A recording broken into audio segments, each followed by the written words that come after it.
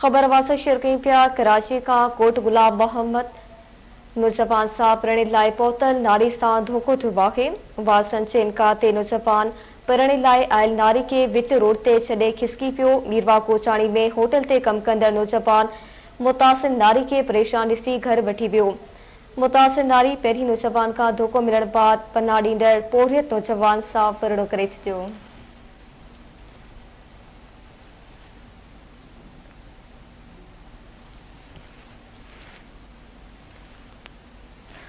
कराची का कोट गुलाम मोहम्मद नौजवान सां पढ़ने लाइ पहुतल नारी सां धोखो थियो आहे। वाक़ई ख़बर ॾियनि पिया। वारसनि जे इनकार ते नौजवान पढ़ने लाइ आयल नारी के विच रोड ते छॾे खिसकी वियो। मीरवा कोचाणी में होटल ते कम कंदड़ नौजवान मुतासिर नारी के परेशान ॾिसी घर वठी वियो।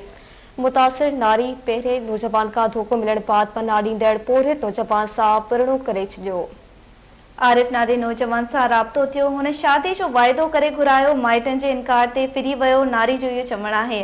अमा खे आगाह कयूं पिया। कराची खां कोट गुलाम मोहम्मद नौजवान सां पढ़ने लाइ पहुतल नारी सां धोखो थियो आहे। वारसनि जे इनकार ते नौजवान पढ़ने लाइ आयल नारी खे विच रोड ते छॾे खिसकी वियो।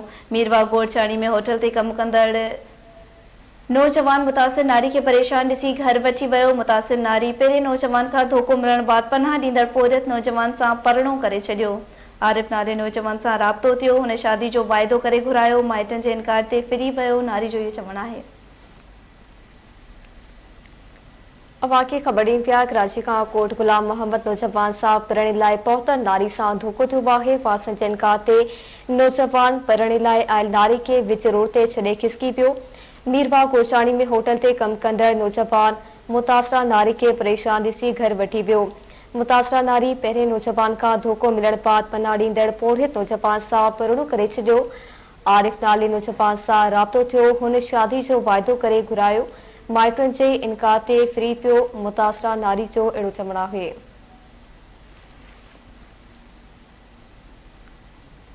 कराची का कोच गुलाम मोहम्मद नौजवान सां पढ़ने लाइ पहुतल नारी सां धोखो थियो। वारसनि जे इनकार ते नौजवान पढ़ने लाइ आयल नारी खे विच रोड ते छॾे खिसकी वियो।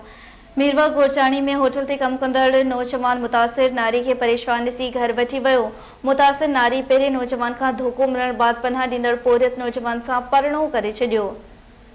आरिफ नाले नौजवान सां राब्तो थियो। हुन शादीअ जो वाइदो करे घुरायो। माइटनि जे इनकार ते फिरी वियो। मुतासिरा नारी जो इहो चवणु आहे।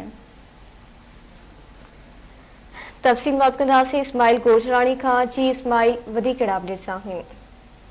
जी आई नारी आहे जेका कराची मां जेका निकिती हुई कंहिं फोन कॉल के ज़रिए हिननि जो राब्तो आरिफ नाले छोकिरो कोट गुलाम लॻू ॻोठ आहे अलाह रखियो गोरचाणी।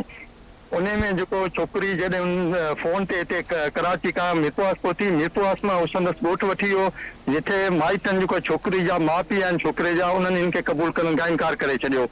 उन खां पोइ छॾे ॾिनो। जेका रोड ते बीठल हुई त मूसे नाले हिकु नौजवान आहे मीरवा गोरचाणी में होटल ते कमु कंदो आहे। वो आयो पे उन मोटरसाइकिल ते जॾहिं उनखे ॾिठो अकेली छोकिरी खे उन सां बीठो ॻाल्हायईं पुछा कई त मूंसां इन क़िस्म जो धोखो थियो आहे। उन खां पोइ पंहिंजे घर वठी वियो। घर वारनि जी रज़ामंदी सां उन निकाह करे छॾियो आहे राति ऐं तहफ़ुज़ जी अपील कई आहे। महिरबानी अवां जी इस्माइल गोरचाणी आगाह करण लाइ।